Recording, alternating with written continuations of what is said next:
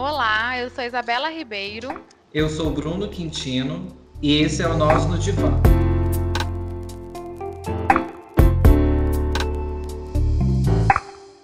No episódio de hoje, a gente convidou o Sávio de Araújo, que é psicólogo, professor de psicologia e artista. Sávio, obrigado por ter aceito o convite para poder bater um papo aqui com a gente sobre um tema tão caro e importante aí para a sociedade, para os psicanalistas, para os psicólogos. Neste primeiro momento, a gente queria saber um pouquinho de você, o que a arte representa, né? Qual a importância nela da sua vida? Primeiro, agradecer o convite aí. Acho que vale a pena citar, né? Já que isso participa da nossa história em comum um pouco, né? Para quem não sabe ou quem não nos conhece, estudei junto tanto com o Bruno quanto com a Isabela. Fizemos a formação juntos. E bom poder reencontrar vocês nesse outro momento, né? Em que cada um já está podendo atuar, cada um na sua área, desenvolvendo seus projetos e poder conversar sobre quanto isso tem influenciado na nossa vida hoje, né? Em vários aspectos aí, né? E aí, entrando na pergunta, para mim tem um papel bem importante, na verdade, porque não só como meio de expressão ou meio de trabalho também, porque para mim também tem esse peso, né? Tem essa influência na minha vida, mas principalmente como um meio de formação para mim, porque antes mesmo de entrar em contato com a faculdade, com a ideia de ser psicólogo, por exemplo, né? Ou com desenvolver outras atividades, eu estava lembrando que normalmente as pessoas fazem esporte, né? É algo mais comum fazer esporte ou luta, coisas que eu até fiz, mas eu lembro que desde pequeno eu sempre participei de atividades artísticas. Acho que a primeira coisa que eu tive contato era uma oficina de literatura, quando eu era bem novo, assim, talvez com uns 9 anos por aí. Foi a primeira atividade extracurricular, digamos assim, que eu fiz. E que, ao longo da minha história, eu fui participando de vários tipos de oficinas como essa, de atividades, e que, em especial, tiveram uma certa característica coletiva, né? Ou seja, não foi apenas vivenciar esse processo de formação artística, o que já é, a meu ver, algo que marcou bastante a minha história. Eram pessoas que me ensinavam e tinham essa ideia de transmitir a formação na arte para outras pessoas, adolescentes e crianças na época, obviamente, mas em especial do quanto que esse processo foi feito coletivamente com outras pessoas que também estavam nesse processo de aprendizagem. Então, verticalmente, de quem detinha, entre aspas, mais experiência, passando esse conhecimento para mim, que estava naquela época iniciando nisso tudo, como um conhecimento também vivenciado com essas outras crianças e adolescentes na época, que também estavam nesse processo. Então, foi uma troca bem importante nesse sentido do papel na formação, né? Poder, em uma idade, acho que nessa idade, né, que é uma idade muito importante para a formação de ideias, para contato, acho que esse contato com a diferença mesmo, né, ter acontecido de maneira tão bem estruturada e tão bem guiada, foi algo que me marcou bastante e que me deu muitas ferramentas, inclusive, que às vezes eu via, sei lá, pessoas se debatendo no meio empresarial para poder... Aquela história, né, dos gerentes, da liderança, do trabalho em equipe, como sendo um desafio muito grande para essas pessoas, e eu, sei lá, com 10 anos já tinha participado de várias situações onde eu tive que criar coisas com pessoas, em um outro contexto, obviamente, mas isso me deu muitas ferramentas e que depois que eu cresci, né, depois dos 20, digamos assim, comecei a perceber de fato o quanto aquilo tinha contribuído para a minha visão para uma visão de uma participação mais coletiva, de uma interação coletiva e, o mais importante disso tudo, para a criação coletiva, que eu acho que é o que a arte tem, a meu ver, o que mais ela contribuiu para mim, né, na minha história.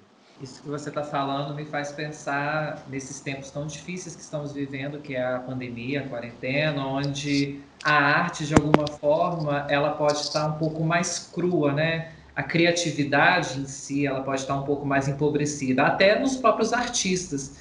E a gente tem percebido, tanto no consultório quanto em conversa com amigos, o quanto a literatura, a arte, filme, cinema, enfim, das suas diversas formas, ela pode ser um meio e tanto aí de certa elaboração psíquica, né? Quando você fala dessa interação social que você teve desde pequeno, me fez pensar o quão a arte pode ser importante para uma sociedade ser mais criativa, mais politicamente também advertida de seu mundo, né? Dos tempos atuais, enfim, são questões para a gente pensar. Ao mesmo tempo, como que a arte é negligenciada, né? Você falou aí da sua experiência, que foi um pouco diferente, um pouco fora da curva, por ter se inaugurado muito jovem aí na literatura, e de fato não é uma coisa que a gente ouve todo dia. A arte parece que ela é muito vista também como algo caro. Idas a museus, a cinemas, a teatros, não é uma coisa muito acessível.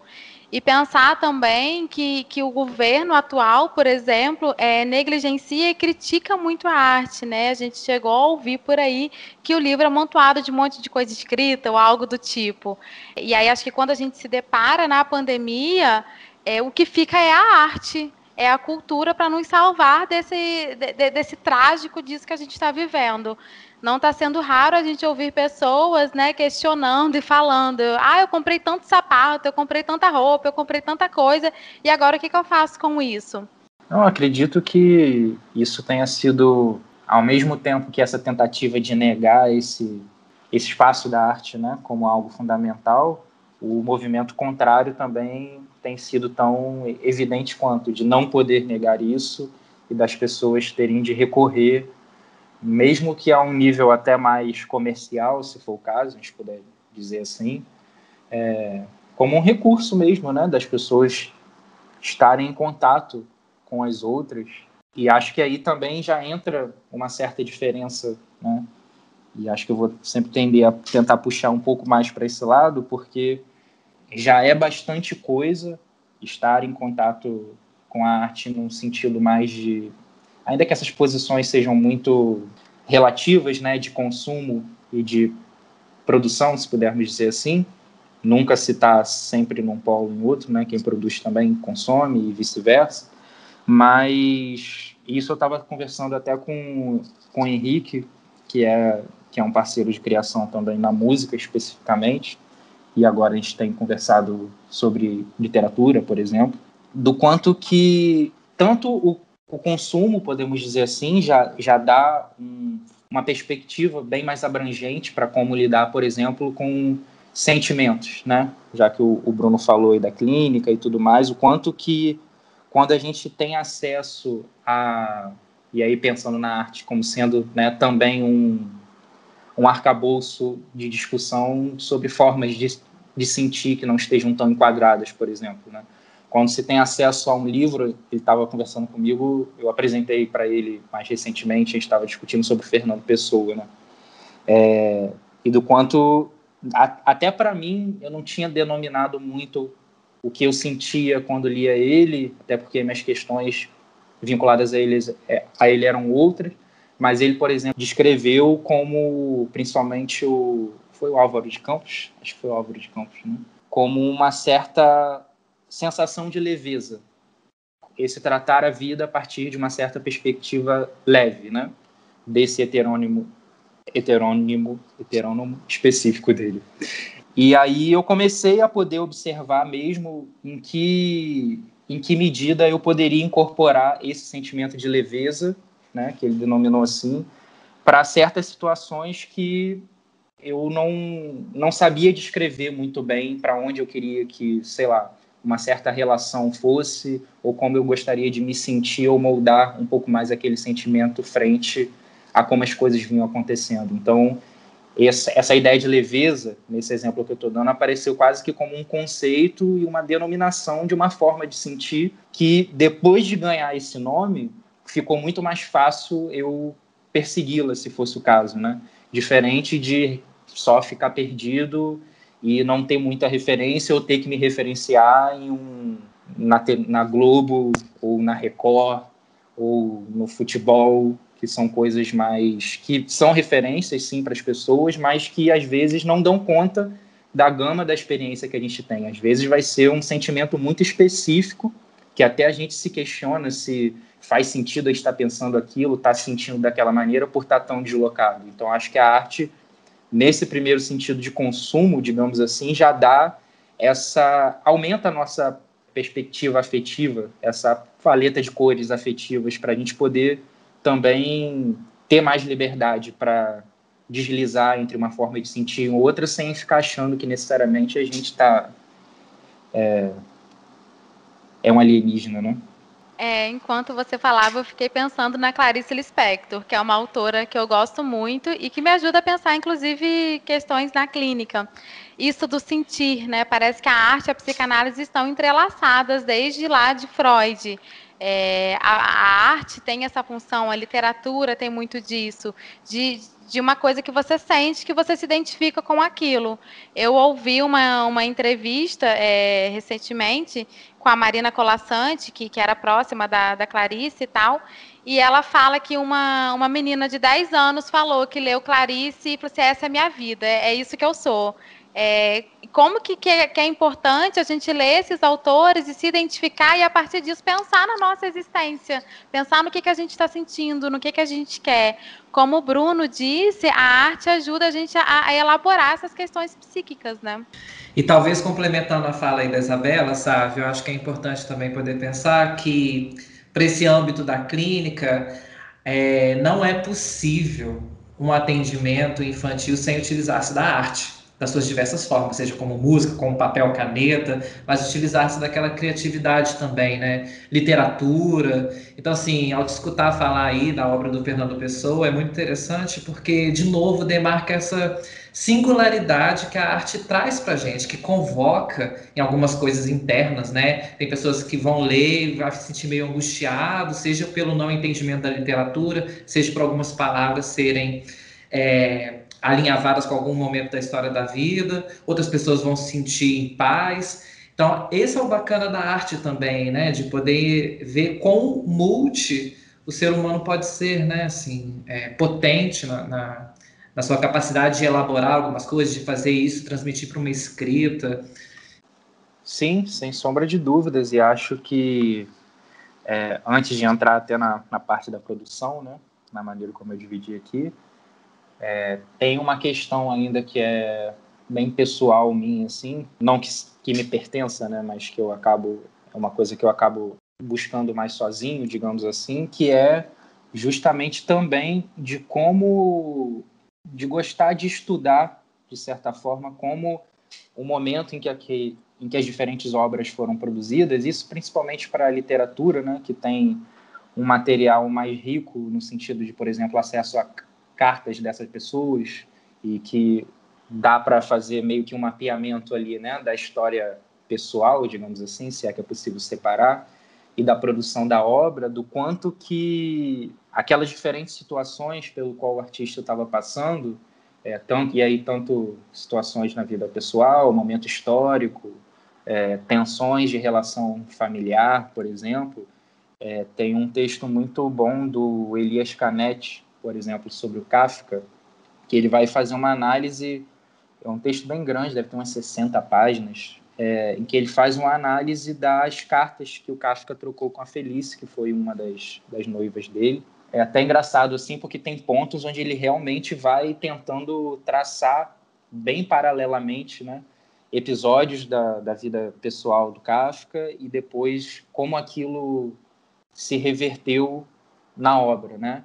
Como aquilo apareceu na obra e até uma certa análise psicológica também da função da escrita para o Kafka, tanto para a literatura dele como obra em si, né? Que se sustenta por si, como aquilo se vinculava aos dramas pelo qual ele estava passando, às angústias, enfim. De certa forma, eu ainda acho que isso é um a mais, né, para quem tem disposição para, né, e se interessa por essa parte, porque vai mostrando também algumas saídas singulares que essas pessoas que normalmente são singulares, né, para produzir esse tipo de coisa, e nos dá um pouco de respiro, para mim, pelo menos, assim, de ver que são angústias também comuns, que afetam a todos nós, não é nada de outro mundo, mas a maneira como aquilo vai se emaranhando, para mim, pelo menos, é bem interessante poder observar como alguém com uma percepção tão singular dava conta dessas questões, né? Então, e de como isso, obviamente, no fim das contas, que é o que interessa, transformava em obra. Então, a arte também é um pouco desse histórico, dessas pessoas singulares que foram passando pelos diferentes países, pelos diferentes tempos, pelas diferentes linhas de pensamento. E, para mim, pelo menos, né, aparece como às vezes como refresco, assim, né? Às vezes como mais angústia ainda, né? Por ver que se aquela pessoa está naquele nível sofrendo por isso, com esses recursos todos, que dirá, né? Eu aqui, né? Enfim. Mas é bom poder acompanhar a história de um outro ser humano que deixou isso de alguma maneira documentado e acessível, né?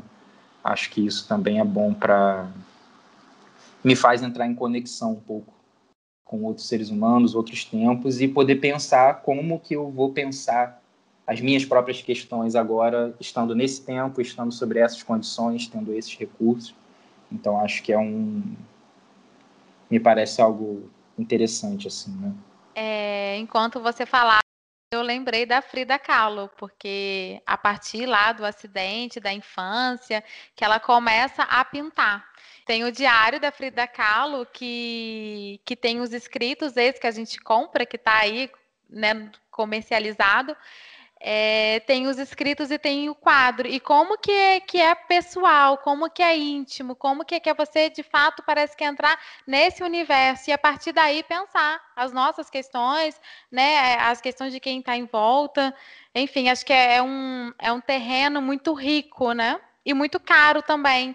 E como você disse, acho que em alguns momentos pode apaziguar e em outros pode aumentar essa angústia. Mas acho que vai pagar esse preço, né?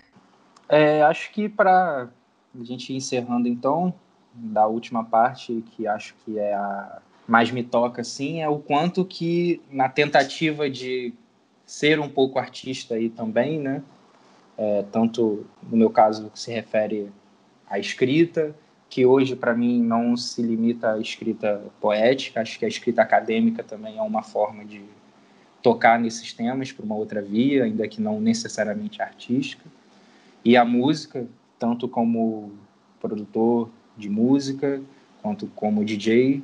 O mais interessante para mim tem sido ver, e aí diretamente sobre o tema da pandemia, que nesse processo de tentar achar uma linguagem de maneira conjunta, né, com essas pessoas que vão acabando se ligando a esse processo de alguma maneira, porque estão interessadas, porque apareceram, porque descobriram nisso uma via de expressão importante, do quanto que é, para mim, pelo menos, tanto gratificante como interessante e potente poder ver o quanto que, enquanto uma ferramenta de expressão, né, na ordem assim, né, tanto como uma ferramenta de ter acesso a outras formas de sentir, mas de também produzir acesso a novas formas de sentir. E o quanto fazer isso, repito, para mim isso é importante, coletivamente, né?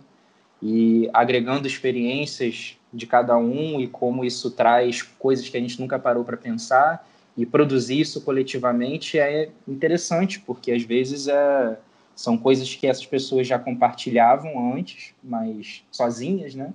Por morar no mesmo local, por viver uma mesma época, e do quanto isso, quando isso aparece e se organiza minimamente em uma linguagem artística, o quanto isso tende a contribuir para que isso toque também outras pessoas que talvez já pensem ou já passem por aquilo, mas que de alguma maneira não acessam o mundo por essa via, vão fazer de outra, mas acho que no resumo tem um pouco de perceber o quanto isso é potente, o quanto isso é mobilizador para as questões de cada um e como cada um passa por elas, né? Muito bom te escutar, Sávio. diante de tantas coisas que ficaram aqui para se pensar, né? A gente pode também poder elencar aqui brevemente alguns autores que a gente acha interessante que contornam sobre essa discussão que a gente teve hoje. A gente pode dizer do Vicente Van Gogh, que trata aí sobre suas questões da saúde mental via quadros, né? Frida Kahlo, como a Isabela falou, Clarice Lispector, Virginia Woolf, Bispo do Rosário aqui no Brasil, e por fim o Freud, por que não, né? Psicanálise e arte, como a Isabela bem pontuou, tá aí entrelaçada, uma se confunde com a outra. Muito obrigado, nos vemos no próximo episódio e até mais, pessoal. Aqui no Brasil. E por fim o Freud, por que não, né? Psicanálise e arte, como a Isabela bem pontuou, tá aí entrelaçada, uma se confunde com a outra. Muito obrigado, nos vemos no próximo episódio e até mais, pessoal.